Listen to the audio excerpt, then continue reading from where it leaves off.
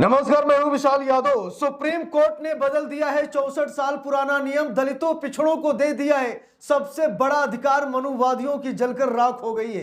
दोस्तों, हम सभी लोगों को मालूम है कि ये सामंतवादी और मनुवादी नहीं चाहते हैं कि दलित और पिछड़ा समाज आगे बढ़े। हमेशा उनका पैर काटने की कोशिश ये सामंतवादी और मनुवादी करते हैं। लेकिन आज सुप्रीम कोर्ट ने 64 साल पुराना नियम बदल दिया है और दलितों पिछड़ों को अब तक का सबसे बड़ा अधिकार दे दिया है। हम लोगों को मालूम है कि जब अपने समाज के लोग ऊंचे ऊंचे पदों पर होंगे तो अपना जो दबा कुचला समाज है, यह समाज आगे जरूर बढ़ेगा। दोस्तों, सीजेआई थे जस्टिस BR गवई साहब, जो कि एक दलित समाज से आते थे। उन्होंने कहा था कि मैं एक ऐसे परिवार से था जहां पर पानी पीने या छूने या फिर किसी के खाट पर बैठने की परंपरा ही नहीं थी, लेकिन आज उसी समाज से निकलकर मैं देश का सबसे बड़ा न्यायाधीश बना, यानी कि देश की सबसे बड़ी अदालत का सबसे बड़ा जज बना। दोस्तों, जब सीजेआई जस्टिस BR गवई थे तो दलितों का, पिछड़ों का और जो मतलब दुखी है, पीड़ित है, अपमानित है,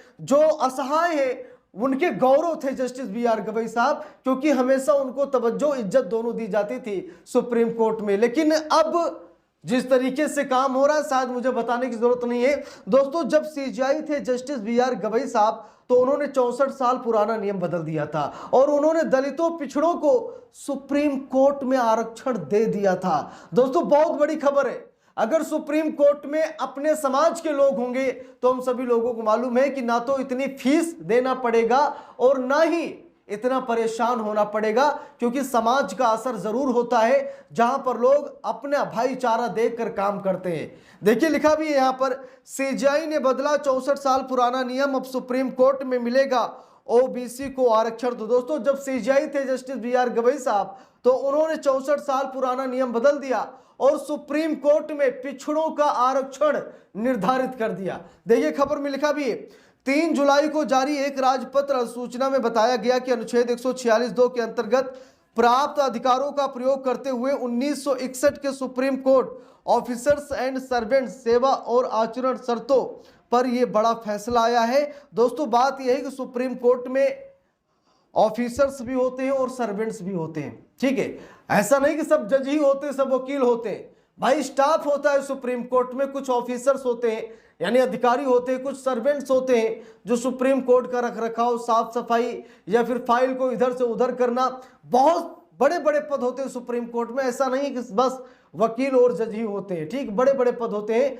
और दोस्तों, बात यह है कि सीजेआई तब थे जस्टिस BR गवई साहब, उन्होंने 64 साल पुराना नियम बदलकर पिछड़ों को आरक्षण दे दिया था सुप्रीम कोर्ट में। देखिए, लिखा भी है यहां पर, भारत के सर्वोच्च न्यायालय ने पहली बार अन्य पिछड़ा वर्ग यानी ओबीसी को अपने कर्मचारियों की भर्ती में आरक्षण देने की घोषणा की है।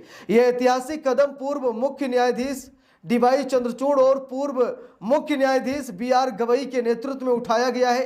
3 जुलाई को जारी एक राजपत्र अधिसूचना में बताया गया है कि अनुच्छेद 146(2) के अंतर्गत प्राप्त अधिकारों का प्रयोग करते हुए 1961 के supreme court officers and servants यानी सेवा और आचरण की शर्तें नियमों में संशोधन किया गया है। लिखा है कि संशोधित नियम 4A के अनुसार प्रत्यक्ष भर्ती में अनुसूचित जात यानी SC, अनुसूचित जनजात यानी ST, अन्य पिछड़ा वर्ग यानी OBC, दिव्यांग, पूर्व सैनिक और स्वतंत्रता सेनानियों के आश्रितों के लिए आरक्षण भारत सरकार द्वारा समय समय पर जारी अधिसूचनाओं और आदेशों के अनुसार लागू किया जाएगा। दोस्तों, अब तक क्या था? खुशी की बात इसमें क्या है?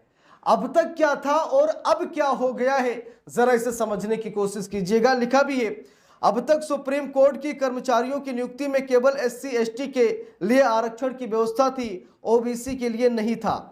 यह पहली बार हुआ है कि OBC वर्ग के उम्मीदवारों को भी न्यायालय की स्टाफ नियुक्तियों में अवसर मिलेगा। नई आरक्षण व्यवस्था पोस्ट आधारित होगी, ना कि रिक्त आधारित। यह प्रणाली 1995 के सुप्रीम कोर्ट के 5 न्यायाधीशों की संविधान पीठ के प्रसिद्ध RK सभरवाल बनाम पंजाब राज्य फैसले पर आधारित है। इस फैसले में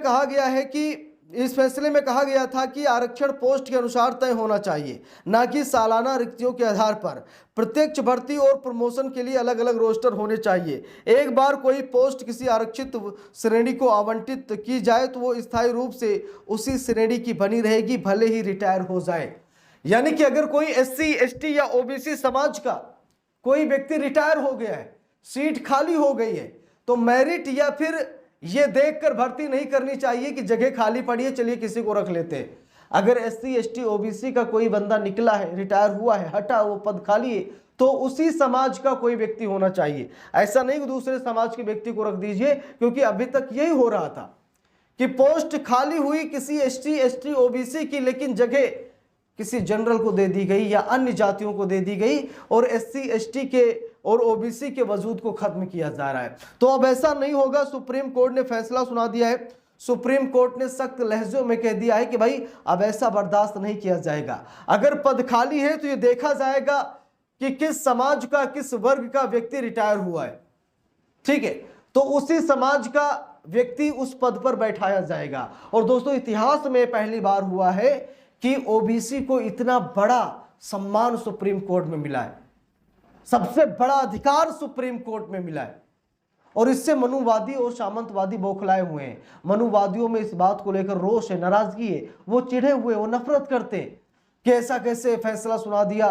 पूर्व CJ जस्टिस BR गवई ने इतना बड़ा फैसला कैसे ले लिया था, यानी कि तरह तरह की टिप्पणियां सामने निकल कर आ रही। लेकिन दोस्तों, दबदबा बढ़ा है दलितों का, पिछड़ों का, आदिवासियों का। संवैधानिक संस्थानों में लगातार निरंतरता बढ़ रही है और ऐसे ही बढ़ती रहेगी तो सामंतवाद और मनुवाद का विनाश निश्चित है, क्योंकि यहां पर हर वर्ग, हर धर्म, हर व्यक्ति का सम्मान है।